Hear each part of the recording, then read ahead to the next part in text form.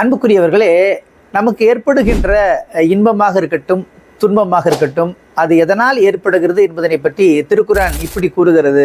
சூரத்து நிசாவிலே, மா அசாபக மின் ஹசனத்தின் ஃபமின் அல்லா வமா அசாபக மின் செய்யத்தின் ஃபமின் நப்சிக்க. உங்களுக்கு ஏதாவது நலவு ஏற்பட்டால் அது இறைவன் புறத்திலிருந்து வந்தது. உங்களுக்கு ஏதாவது தீமை ஏற்பட்டால் அது நீங்களாகவே தேடிக்கொண்டது என்பதாக இறைவன் சுட்டி காட்டுகிறான். ரெண்டு விஷயத்த அல்லாஹ் இங்கே சுட்டி காட்டுறான். உங்களுக்கு ஏதாவது நன்மை கிடைச்சதுன்னா அது என் மூலமாக வந்தது என்று நீங்கள் புரிந்து கொள்ள வேண்டும். உங்களுக்கு ஏதாவது கெடுதி ஏற்படுகிறது, தீமை ஏற்படுகிறது, இன்னல் ஏற்படுகிறது அப்படின்னா அது நீங்களாக செய்து கொண்டது, நீங்களாக தேடிக்கொண்டது, அந்த முசீபத்துகள் நீங்களாகவே வரவழைத்து கொண்டது என்பதாக குர்ஆன் சுட்டி காட்டுகிறது. ஆக இந்த உண்மையை, இந்த யதார்த்தத்தை நான் புரிந்து கொள்ளும் என்று சொன்னால் வாழ்க்கையிலே நிலை தடுமாறாமல் இருக்கலாம். வல்ல இறைவன் கிருபை புரிவானாக.